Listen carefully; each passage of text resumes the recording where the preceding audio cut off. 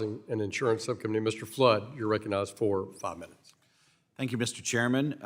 As we've talked about today, we have an increasingly alarming problem as it relates to shareholder proposals in this country.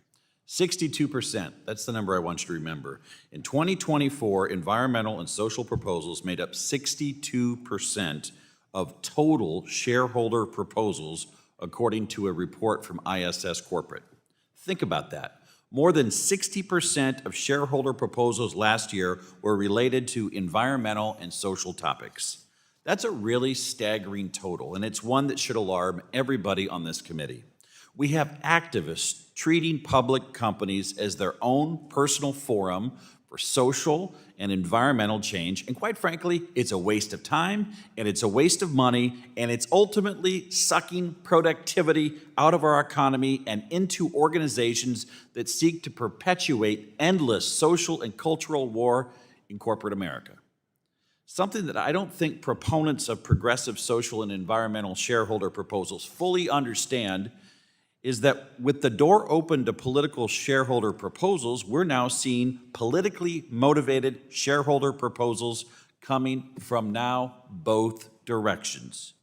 According to a Financial Times article from last week, U.S. shareholders did not pass a single environmental shareholder proposal in 2025. On the other hand, anti-ESG proposals are increasing in frequency. According to a recent study, anti-ESG proposals increased, get this, 67% from 23 to 24 in the 500 largest U.S. public companies by revenue.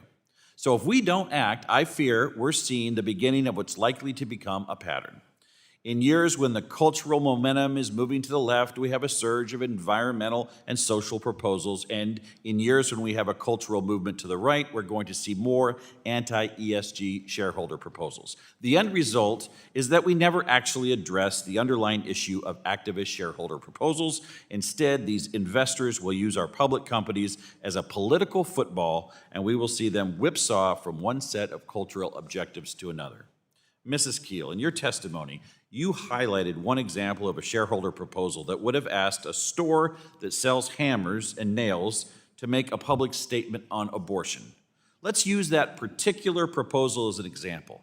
What kinds of costs would the company incur on a single proposal like that in terms of money, employee time, and legal fees? Sure. So when you think about how a company would analyze that coming in, they would have to think about their internal policies, procedures, how they're currently addressing these issues of healthcare with their own employees, what sort of information would they have to disclose with what this report is requesting of them.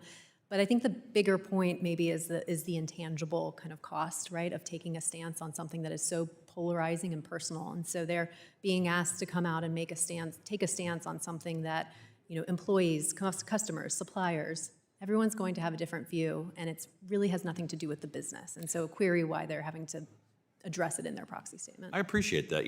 Think about a steel worker in my hometown. Believe it or not, we make steel in the middle of the prairie in Norfolk, Nebraska. Their retirement is underpinned by mutual funds, investments in public companies.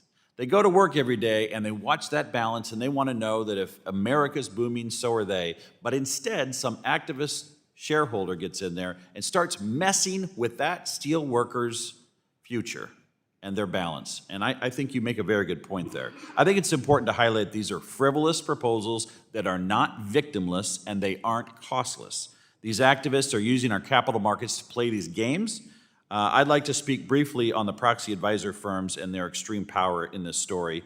In an article recently published by the Financial Times, I was struck by a quote about the proxy advisor firm ISS. Mark Lindsay of Jasper Street, which is a firm that advises public companies or shareholder proposals, said the following when asked why 0 environmental shareholder proposals passed this year. He said, quote, "Every environmental proposal that has passed had ISS as a supporter, and this year, no proposals have ISS as a supporter." Mr. Copeland, can you speak to the weight of an ISS recommendation in the result of shareholder proposals? Studies vary on it. We did one in 2012, and what we found using the data set we were looking at was that an ISS recommendation was about a 15 percentage point bump in favor of a shareholder proposal. I've seen higher estimates, I've seen lower estimates. It probably depends a lot on company size in terms of how much delegation to ISS there'd be on the part of the institutional investors. I appreciate that, and with that, I yield back. Gentleman yields back. Gentleman from